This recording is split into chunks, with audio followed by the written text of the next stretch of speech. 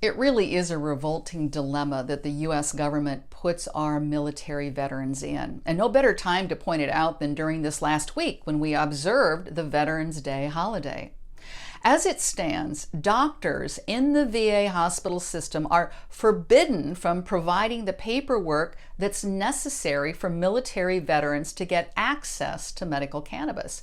So that means either the vets have to accept the litany of prescription drugs that are laid on them by the VA doctors, or a vet needs to put in the time and expense to get a medical card if they're in a state where medical cannabis is legal.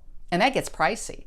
I'm in Florida, and it costs about $300 to get and keep a medical card. And that's what you have to do before even buying the cannabis. And if a vet is not in a legal state, then they have to procure cannabis from the black market, which makes them lawbreakers. There's been research done on veterans and cannabis, and one survey showed that 75% of military vets would, quote, be interested in using cannabis or cannabinoid products as a treatment option if they were available. Other research shows that veterans are turning more and more to medical cannabis as an effective alternative to opioids and other conventional medications.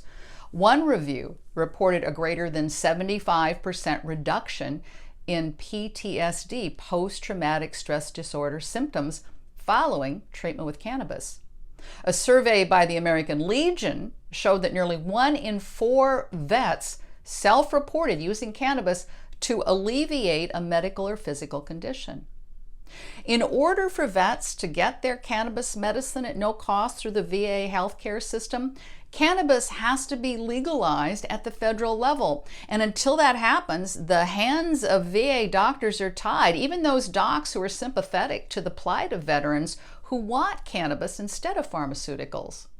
In Congress, there is bipartisan legislation to allow the VA to give access to cannabis to military vets, but it hasn't gone anywhere yet. And in previous sessions of Congress, majorities in both the House and the Senate voted to include it in an appropriations bill. However, Republicans on the committee later voted it down. Now, that's a head shaker because Republicans generally back a strong military. So what does this say about those brave men and women who put on the uniform to defend this nation's freedoms? Well, as NORML, the National Organization for the Reform of Marijuana Laws, puts it, it is the height of hypocrisy that veterans return as civilians only to be labeled criminals and be denied the health care options they need. Yeah. It's a sorry state that these lawmakers won't step up and do the right thing. In fact, you can go to NORML's website, norml.org, under the Take Action tab, to send a letter to your lawmakers to urge them to support the current legislation. Do you have some thoughts on this situation? Maybe you do have a vet in your life who is struggling, or maybe you are a vet who is struggling. Drop down to the comment section and let me know your thoughts on this. I'm Becca Williams, and I want you to lead your most magnificent life, and I want to help you do that.